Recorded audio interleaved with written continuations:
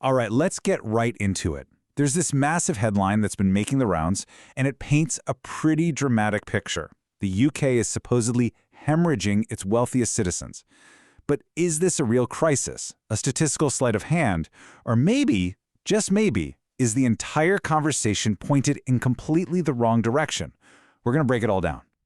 It all kicks off with this number, 16,500. That's the projected net outflow of millionaires from the UK just this year, according to one very widely quoted report. Now, if that's true, it would put the UK dead last in the world for attracting and keeping millionaires for the first time ever. That's a huge claim. And this is the line that really caught fire. You've probably seen it. It's been all over the papers. It's been brought up in Parliament. It just paints this vivid picture of a constant, steady stream of wealth just walking out the door.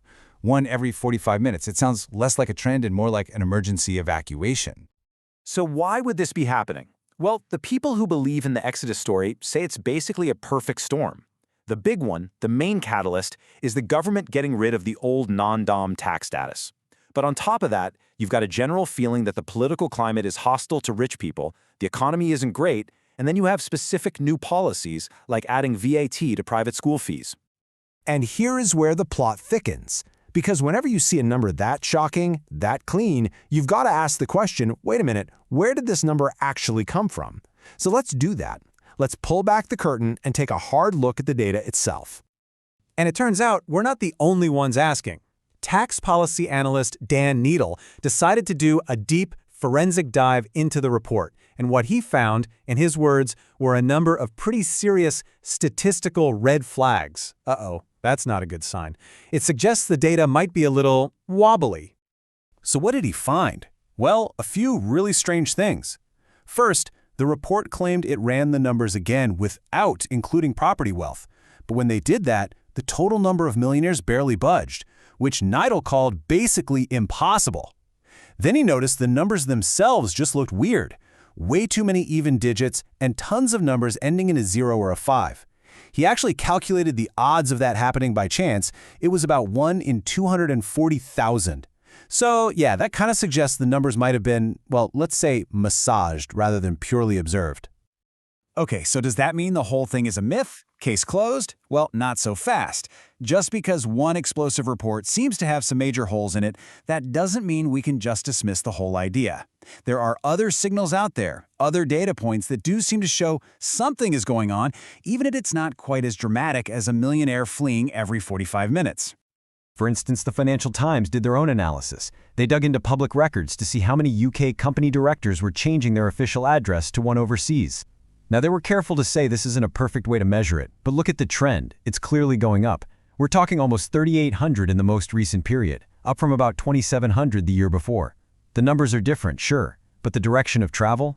It's the same. Now, at the absolute heart of this whole debate is this thing called non-dom status. So what on earth was it? Well, put simply, it was a massive tax perk.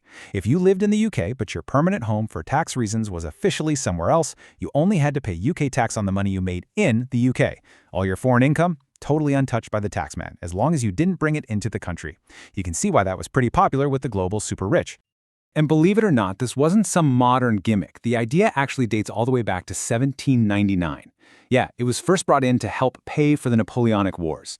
It got tweaked over the centuries, but that basic principle, a special tax break for a select group, stuck around for over 200 years, right up until it was finally scrapped this year.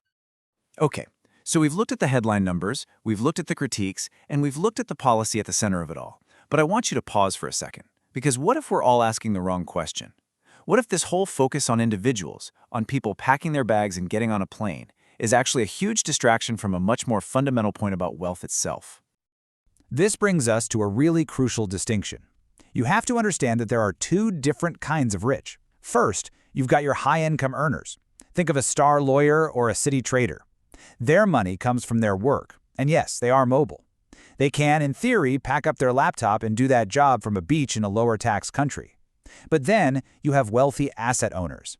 Their money doesn't come from a job. It comes from owning stuff. Stuff like office blocks in London, or big estates in the countryside, or entire UK companies. And those things, the assets themselves, are immobile. They are physically stuck here. And this quote just nails the heart of this alternative argument. Sure, the person who owns £1 billion worth of property in Mayfair can move to Monaco. Fine. But the buildings, the land, the source of that wealth, it stays right here. You can't put an apartment block in a suitcase.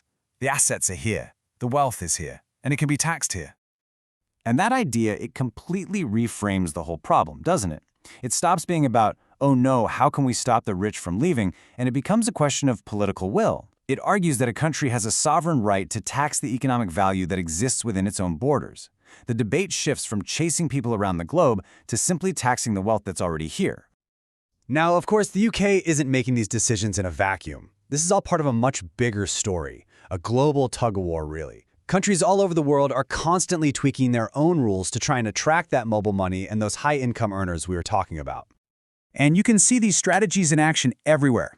Look at Italy. They're basically rolling out the red carpet with a flat tax on foreign income. You go to Switzerland, and a wealthy individual can literally negotiate a special lump sum tax deal with the local government. And then you have places like the UAE, which famously have zero personal income tax. It's a fierce competition. So we kind of end up back where we started, but with a totally new lens. Those scary headline numbers about a millionaire exodus might be built on shaky ground, but the tension they point to is very, very real. And maybe the ultimate question this whole debate forces us to ask isn't really about who is leaving. It's something much deeper. What is wealth? Where does it actually live? And how does a country decide to tax the value that is generated and held right here at home?